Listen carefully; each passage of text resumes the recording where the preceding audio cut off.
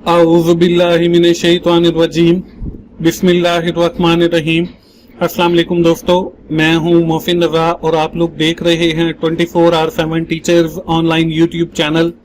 और आज की क्लास हमारी जो है वो प्रिंसिपल ऑफ मैनेजमेंट की 15 क्लास है। दोस्तों आज की क्लास से ऑनवर्ड हमारी जो आगे कुछ क्लासेस आने वाली हैं 4, 5 या 10, वो बहुत अहम क्लासेस हैं एग्जाम पॉइंट ऑफ व्यू से भी और हमारे असाइनमेंट पॉइंट ऑफ व्यू से भी। आज की क्लास शुरू करने से पहले हम सबसे पहले एक बार अपनी एक्टिविटी को देख लेते हैं। हमने आखिर के अंदर जो है आपको पता है कि मैं 4 क्वेश्चन आप लोगों के लिए छोड़ता हूं और फिर हर अगली क्लास के अंदर आप लोगों के लिए पिछले जो मैंने एक्टिविटी का आपको जो है क्वेश्चन दिए होते हैं उनका सोल्यूशन आपको देता हूं। पहला हमारा क्वेश्चन था which country left the European union. तो यूनाइटेड किंगडम जो है उसने 2020 के अंदर जो है वो यूरोपियन यूनियन को खैराबाद किया। NAFTA स्टैंड फॉर, ये हमारी North American free trade agreement एक एसोसिएशन है।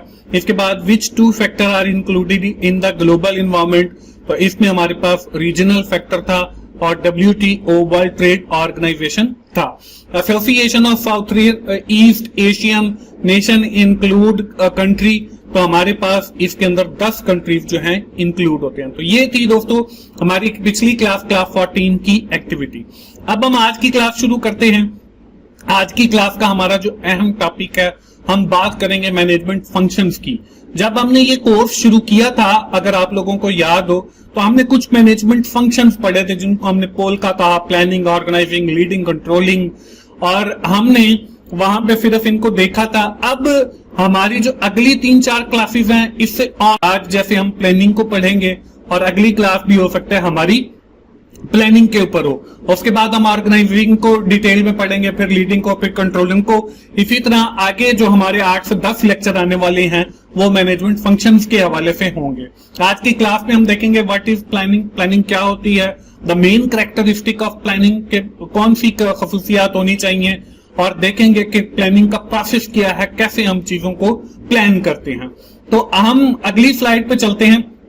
ये दोस्तों वही स्लाइड है जो जब हमने कोर्स शुरू किया था तो मैंने आपको दिखाई थी कि मैनेजमेंट के जो है वो 4 बेसिक फंक्शंस होते हैं, जिसमें प्लानिंग है, ऑर्गेनाइजिंग है, लीडिंग है और कंट्रोलिंग है। That the manager perform to accomplish the business objective efficiently. कि जो मैनेजर्स होते हैं वो इनको जो है बड़ी अच्छे तरीके से जो है प्लान करते हैं ताकि वो बिजनेस के जो ऑब्जेक्टिव हैं उनको एफिशिएंटली अचीव कर सकें। तो आज की हमारी जो क्लास है वो स्पेसिफिकली प्लानिंग के ऊपर है। तो first of all we need to understand what is meant by planning, कि प्लानिंग होती क्या है। Planning is the predetermination of the objective and the course of action to be taken to achieve the defined goal effectively and efficiently। कि planning से मुराद ये है कि हम प्रीडिटर्मिनेशन के पहले से ही जो है कुछ ऑब्जेक्टिव सेट करें, then we have set the course of action, फिर हम उसका लाहे अमल तैयार करें कि किस हिकमत अमली के ऊपर अमल करते हुए हम उन ऑब्जेक्टिव्स को अचीव करेंगे अच्छे तरीके के साथ। तो ये हमारी प्लानिंग है। Planning is the primary function of the management.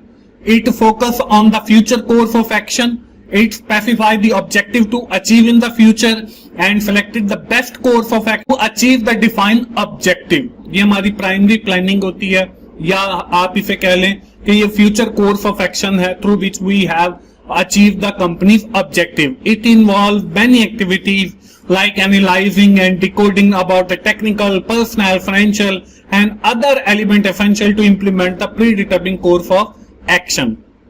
अब हम आगे बढ़ते हैं। हमें पता ये चल गया कि प्लानिंग से मुराद ये है setting the objective and setting the course of action to achieve these objective, कि हमने पहले सेट करने हैं ऑब्जेक्टिव, उसके साथ उसका लाहे अमल तय करना है कि जिनके थ्रू हम उन ऑब्जेक्टिव को अचीव करेंगे। ये बेसिकली प्लानिंग है। इसके बाद हमारी कुछ कैरेक्टरिस्टिक्स होती हैं प्लानिंग की। इसमें जो पहली है वो planning is a goal oriented, कि प्लानिंग जो है वो आपकी गोल ओरिएंटेड होनी चाहिए, उसके अंदर कोई ना कोई गोल होना चाहिए। उसके अंदर कोई ना कोई मकसद होना चाहिए, फिर ही आप प्लानिंग जो है वो कर सकते हैं। फॉर एग्जाम्पल, जब तक मैंने वर्चुअल यूनिवर्सिटी के अंदर एडमिशन नहीं लिया था तो मैं ये प्लान कर रहा था कि मैंने BS 4 ईयर करना है, उसके लिए मैंने किसी ना किसी यूनिवर्सिटी के अंदर एडमिशन लेना है, और मेरा जो अल्टीमेट ऑब्जेक्टिव था to get the government job, कि मुझे इससे गवर्नमेंट जॉब मिलेगी या मुझे कोई प्राइवेट जॉब मिलेगी। To achieve the objective of my self, अपने मकसद को अचीव करने के लिए मैंने वर्चुअल यूनिवर्सिटी को सेलेक्ट किया और वहां पे एडमिशन लिया, BS के अंदर या मास्टर के अंदर या MPhil के अंदर या PhD के अंदर, ताकि जो मेरा ऑब्जेक्टिव है जॉब करने का, चाहे वो पब्लिक सेक्टर में हो चाहे वो प्राइवेट सेक्टर में हो, वो अचीव हो सके। तो हमारी जो प्लानिंग है वो गोल ओरिएंटेड होनी चाहिए, उसका कोई ना कोई ऑब्जेक्टिव होनी चाहिए। उसके बाद है primary function. It is the management first of the most basic function. It is a crucial coordination of all the other management function such as organising, staffing, directing and, कि ये हमारा जो प्लानिंग है ये बेसिकली आपका primary function है, और इसके साथ बाकी के जितने फंक्शंस हैं, ऑर्गेनाइजिंग है, लीडिंग है या कंट्रोलिंग है, वो इसके साथ इंक्लूड होते हैं। इसके बाद आगे कंटिन्यूअस एक्टिविटी, के प्लानिंग जो है वो बेसिकली कंटिन्यूअस एक्टिविटी है, कि मैंने एडमिशन तो ले लिया, अब असाइनमेंट्स भी आएंगी, उसके लिए भी मुझे प्लान करना है, आपकी ग्रेडेड एक्टिविटीज भी आएंगी, उसके लिए भी मुझे प्लान करना है, हमारा कोई मिड टर्म का एग्जाम आएगा, उसके लिए भी मुझे अपने आप को प्रिपेयर करना है, हमारा फिर फाइनल टर्म का भी एग्जाम आएगा, उसके लिए भी मैंने अपने आप को प्रिपेयर करना है, हमारे जो है सेमेस्टर 8 या 10 या 4 या 2 आएंगे, उसके लिए भी मैंने तैयार रहना है। तो ये एक कंटिन्यूअस प्रोसेस है जो कि चलता रहता है when you are working organisation, जब आप ऑर्गेनाइजेशंस के अंदर काम कर रहे होते हैं। इसके बाद जो आखिरी है वो है फ्लेक्सिबिलिटी, कि आपके जो प्लान है वो फ्लेक्सिबल होने चाहिए, उनके अंदर आप चेंज कर सकें, कोई हार्ड एंड फास्ट रूल नहीं होने चाहिए। जैसे आपने सुना होगा कि कोई बंदा अगर कोई बात कर दे तो वो ये कहते हैं कि जी आपकी बात कोई हदीस हो गई है, तो नहीं, ऐसी बात नहीं होनी चाहिए, बल्कि आपकी चीजों के अंदर जो है वो फ्लेक्सिबिलिटी होनी चाहिए। आप जो भी प्लान बनाएं वो हरफे आखिर नहीं होना चाहिए, बल्कि उसके अंदर with the passage of time change आना चाहिए, वो फ्लेक्सिबल होने चाहिए टू अडॉप्ट दीज चेंजेस।